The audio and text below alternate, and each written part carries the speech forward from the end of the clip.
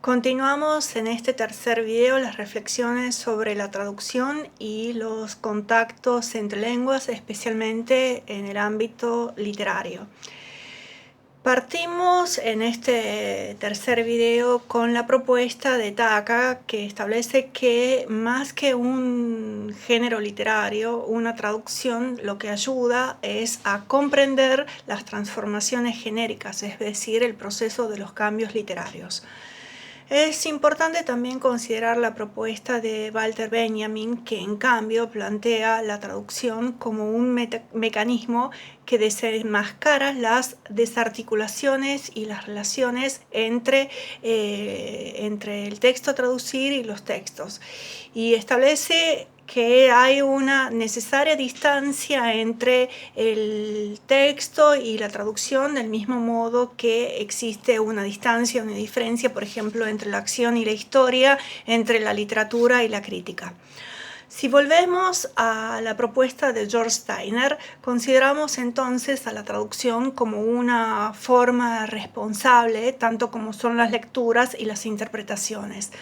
Para Steiner, entonces, lo importante es considerar las estrategias interpretativas, por lo cual recupera a través de la traducción lo que está lejos o es del pasado. Steiner, a su vez, parte de una clasificación que retoma, digamos, de Roman Jakobson, y que establece una serie de tipología, una tipología de traducciones que se podrían sintetizar en tres, que se sintetizan en tres y que son la interlingüística, la intralingüística y la intersemiótica. Como sea, de cualquier forma, son también, según George Steiner, también en este afán por hacer clasificaciones, 4 las conductas, digamos, o las operaciones que determinan una traducción. La primera es el respeto, la confianza con la obra. Luego, una necesaria exégesis crítica. Una tercera operación es la de la incorporación, y la cuarta está vinculada con la restitución de un equilibrio entre, digamos, el texto al cual se llega con la traducción y el texto del cual se parte. Si retomamos algunas de las líneas de las reflexiones de Gadamer vinculadas con la traducción, define a la actividad de traducción con, por ejemplo, lo que puede ahora suceder cuando se hace un video, cuando, por ejemplo, estamos hablando, y compara la actividad de la traducción con el ansia, con el trabajo que implica ponerse de acuerdo en una conversación. Es decir, que lo que apunta Gadamer es a la incapacidad o a la problemática que se crea cuando en una conversación lo que se hace es tratar de neutralizar las diferencias, fusionando horizontes que pueden ser diferentes, pero que de cualquier forma en ellos es posible reconocer un argumento en común, si bien hay diferencias, distancias hermenéuticas. Por lo que se refiere a la línea que se puede encontrar desde el formalismo, tenemos un crítico muy importante que es Tinianov, que estudia la traducción en la historia literaria y rechaza la dicotomía que se puede crear entre la tradición propia de las literaturas nacionales y las influencias extranjeras, ya que desde la lectura de Tinianov ambos pueden ser considerados pretextos, por ejemplo, para elaborar o rechazar tradiciones y líneas. Actualmente la crítica literaria lo que hace es no aceptar juicios de valor con respecto a las traducciones, pero convengamos que ocupan un lugar marginal de no reconocimiento. Si retomamos las preguntas con las cuales habíamos iniciado esta serie de videos, una de las preguntas que les había puesto era cuál es el rol, cuál es la importancia que se da en la sociedad y en el mercado, en el campo intelectual, a los traductores. No hay una diferenciación como se hacía antes de cuánto fea, útil o bella, infiel, pero o sea, ¿cuál es el lugar, el espacio que verdaderamente se le da? Si nosotros ahora, por ejemplo, consideráramos a Scarpit, dice, sí, bien, no hay diferencias entre literatura y paraliteratura, y aquí podríamos entonces considerar que no hay diferencias entre un texto, digamos, original y la traducción. Entonces, es operativa la propuesta de Scarpit cuando plantea este concepto de traición creativa, por lo cual se reformula el viejo concepto, el viejo dogma con el cual habíamos iniciado esta serie de videos, por el cual el traductor es un traidor. Si nos ubicamos en el campo específico del comparatismo, la traducción ocupa un lugar central, como por ejemplo la tematología, la cuestión de las inmigraciones, de los viajes, la imagología, los contactos entre literaturas, en última instancia, pasan sobre todo a través de las traducciones. Y por esta misma razón, la problemática de la traducción es central, es fundamental dentro de lo que son los estudios comparados. Ahora bien, desde el comparatismo este abordaje se realiza, por supuesto, atendiendo la teoría y también la historia literaria.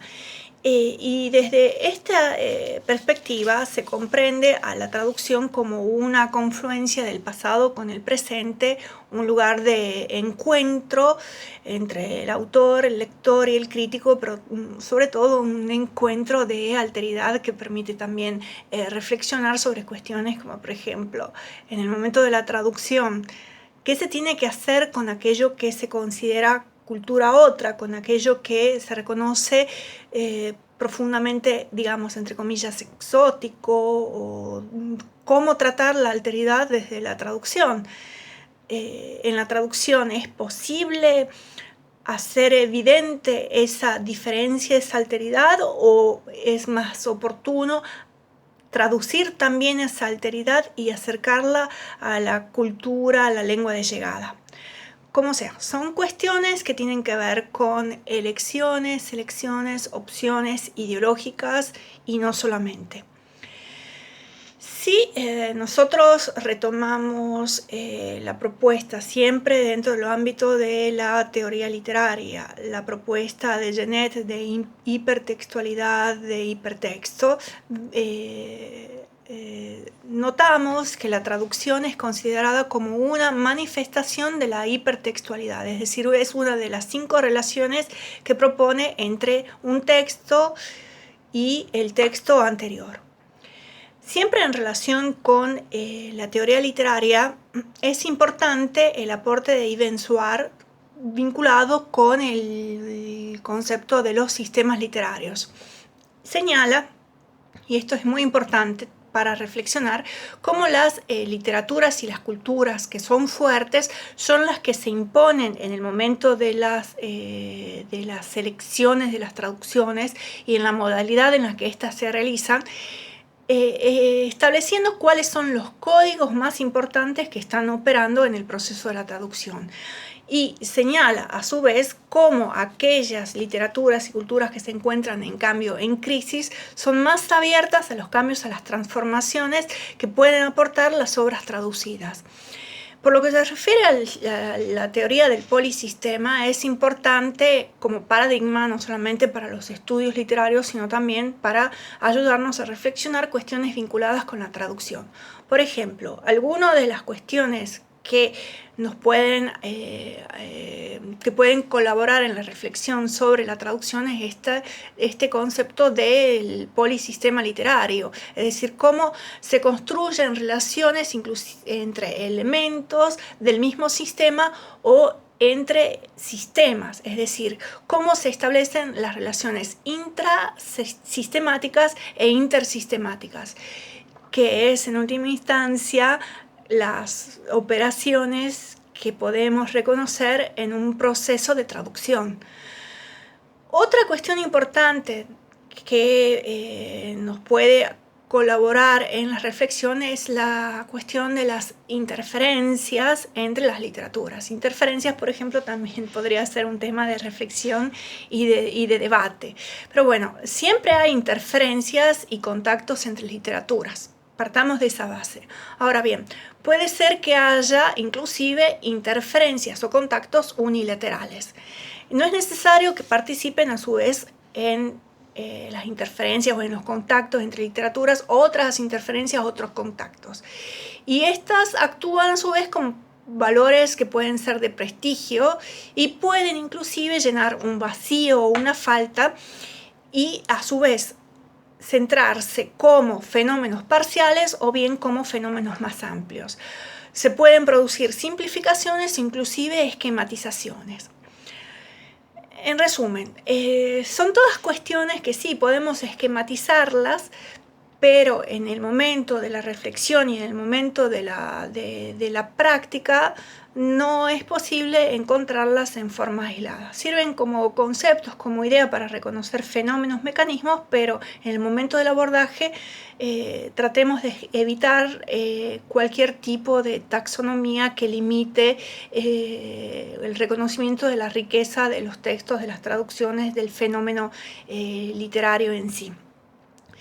Como sea, lo importante es también considerar que las traducciones lo que hacen es posibilitar que se fijen sistemas de valores vigentes o bien también inclusive contribuir a la formación o a la consolidación de un nuevo sistema de valores.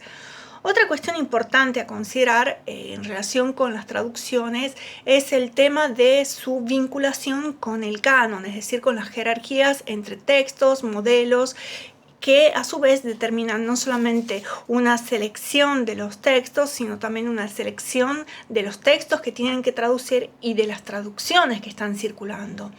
Esto a su vez contribuye con otros parámetros de selección, es decir, con lo que en realidad está circulando, con lo que se está produciendo. Me interesa aquí señalar una clasificación que puede inclusive determinar cómo las traducciones se presentan, se constituyen.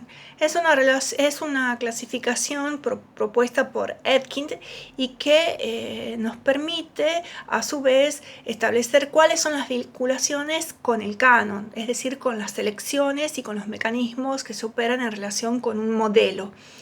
Tenemos, según Etkind, traducciones que pueden ser interpretativas, informativas, alusivas, aproximativas, recreaciones o imitaciones.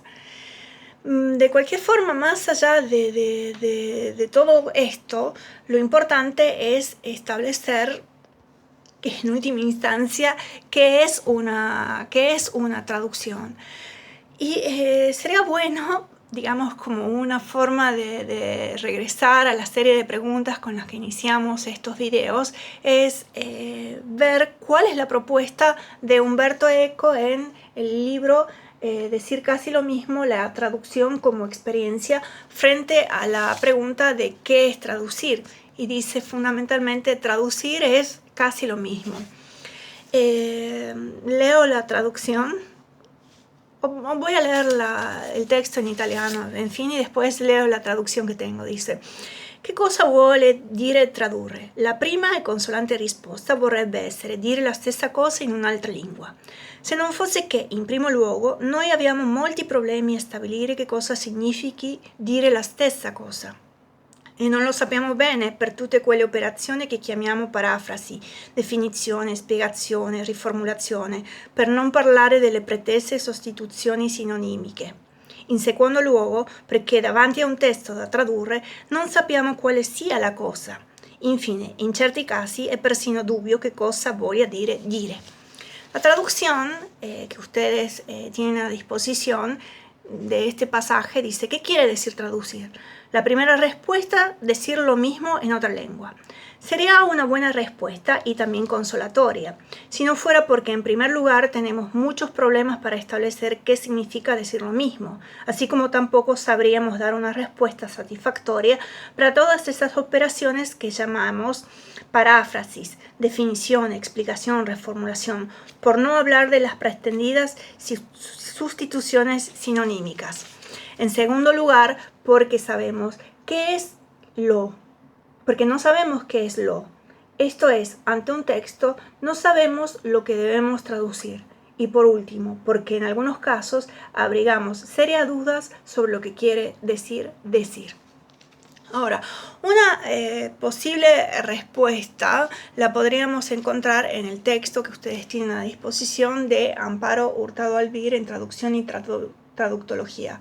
Bueno, en este texto, entre algunas de las otras cuestiones, se plantea la cuestión, por ejemplo, de la definición o las definiciones de la traducción, de la competencia traductora, la finalidad, las características de la traducción, la clasificación y la descripción de las traducciones, en fin, desde la clasificación tradicional hasta las teorías más modernas, los métodos, las clases de traducción, en fin, la traducción de los textos específicos, de aquellos que son especializados o no, los textos literarios, los musicales, los iconográficos, los audiovisuales, la traducción escrita, la traducción oral. Después aborda, ustedes pueden ver el índice cuánto es rico en cuanto a propuestas, aborda por ejemplo la cuestión de la traductología, la cuestión de la evolución, la historia de la reflexión sobre la traducción, la caracterización inclusive de la traductología, hace un análisis integrador de la traducción, sea como actividad cognitiva, después como operación textual y como acto de comunicación.